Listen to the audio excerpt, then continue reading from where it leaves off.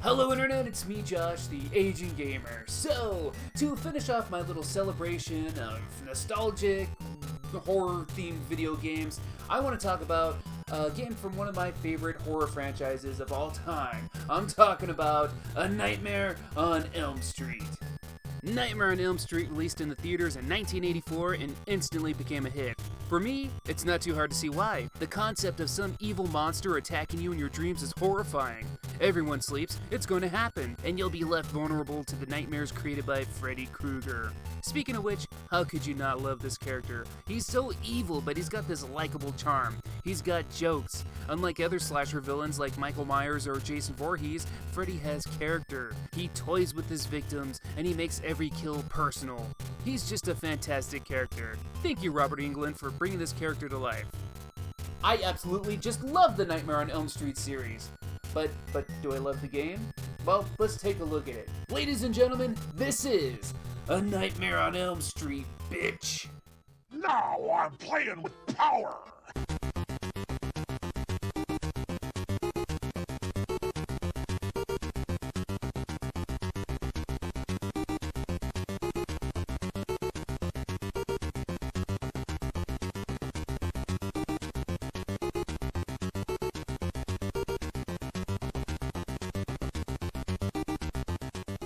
So before we get to the main title screen, we already see something super scary.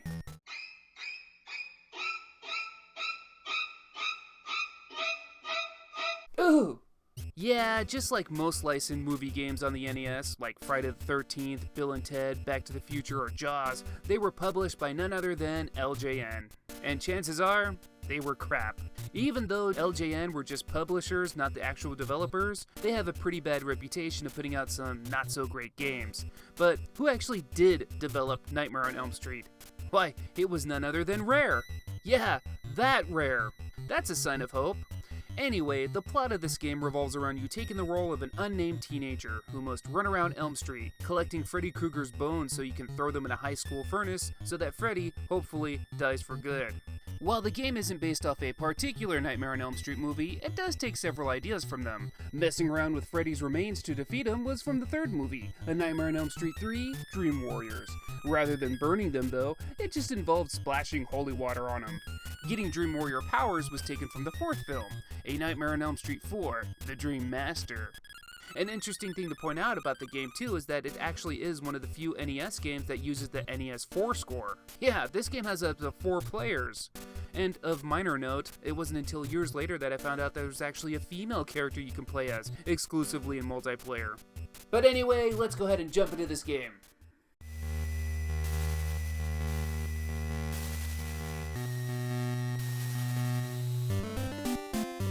So we start off dropped in the middle of the street, Elm Street that is, and right away there's a giant snake.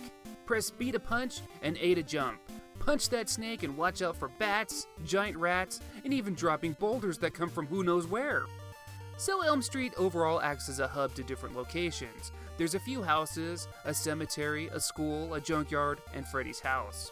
We have to enter each area in a specific order. The first 3 houses you pass are the first 3 levels you'll have to complete, but in a rather annoying fashion, each time you start the game, it's random on the order of which you complete those houses. You're supposed to go up to one of the houses, and if it's indeed the house you're supposed to play next, press up and you'll run on in. But this game doesn't make that easy. I keep pressing up, but nothing happens. I'll check the other houses and press up and nothing happens there either. Then I try one of the houses I already tried before, and I eventually get my character to run in. How annoying! Once you do make your way into one of the houses, we get to the core of the game. It's a 2D platformer collect-a-thon. On the top of the screen, we see how many of Freddy's bones are in the level. So, let's collect them. For the most part, all the bones are in plain sight and easy to obtain. You should be able to just travel right and collect them all. Back to the top of the screen though, in the upper corner, you'll notice this meter here. This is our sleep meter. It will decrease over time. It'll decrease even faster if you aren't moving. And once it drains completely, you'll enter the dream world.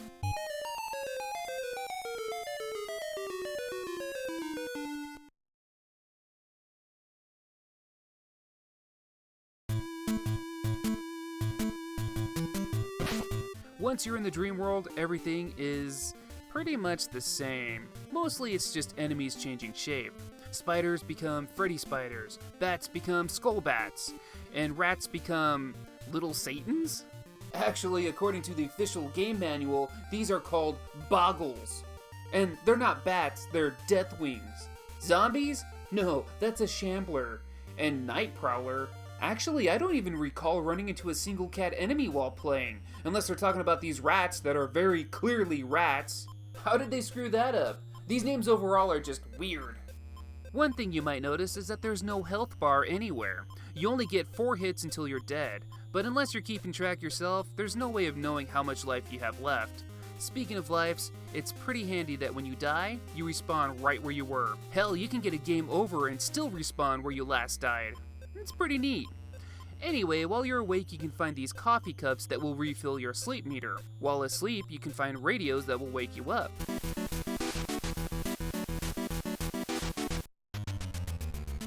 While awake, keep your eyes open for these icons. Collect these to gain Dream Warrior powers.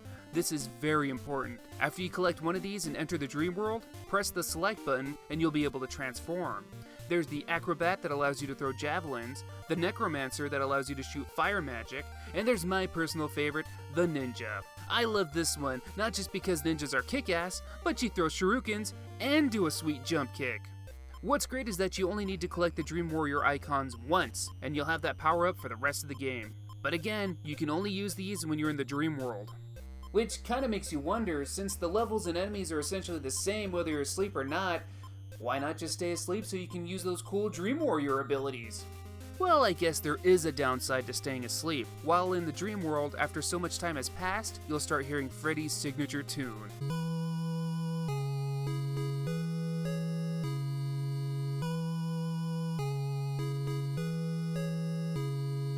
Then you'll see this.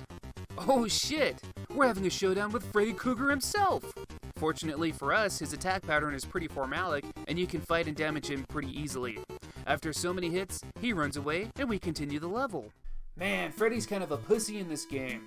You know, way before this game was released, there was an issue of Nintendo Power. The second issue, actually. There was a blurb about this game, and it stated that you would be in control of Freddy, and you would use your powers to kill the kids before the kids kill you.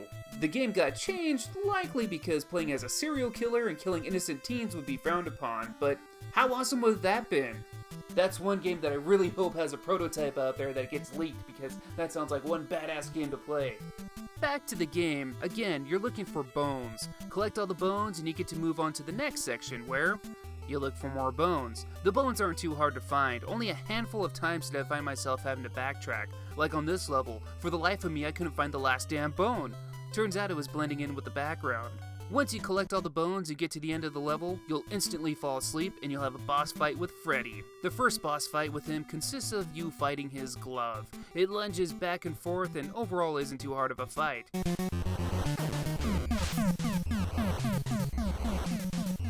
After you play the second house level, your Freddy boss fight is against the Snake Freddy, which I think is a reference to the Snake Freddy from Dream Warriors. He spits out little tongues at you, but if you have any of your Dream Warrior powers, just keep blasting him away.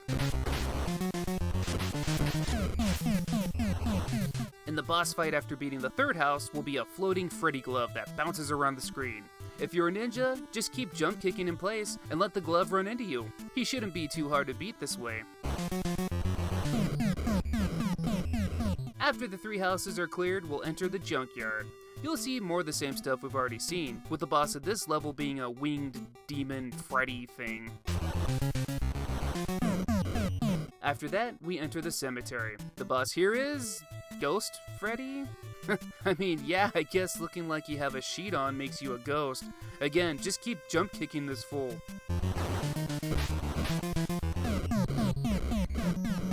It's up to this point that I noticed that the bosses in this game are pretty lame.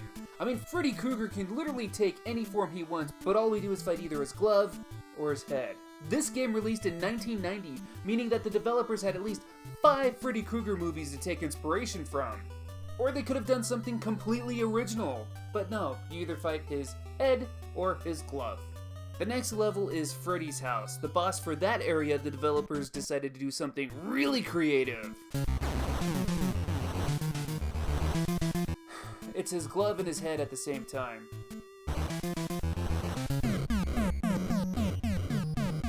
Now we're at the last level, the high school. There's a lot more hazards here, so you kind of get that last level feel, but it's still nothing too different than what we've been dealing with this whole game. Once you collect all the bones in this area, you'll make your way to the school dungeon, because that's a thing apparently. Once we collect all the bones here, it's time for our final showdown with Freddy. Alright, let's go, you asshole. What? Wait, I already fought Glove Snake Freddy. Ah, no, is it really? It's a boss rush mode. Ugh.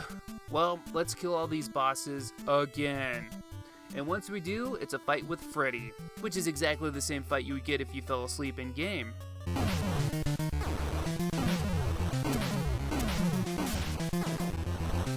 Hit him enough times, and wait, shouldn't he have died? No, he just runs away. Well, let's throw all of Freddy's bones into the furnace. Apparently Freddy was made of nothing but dog bones.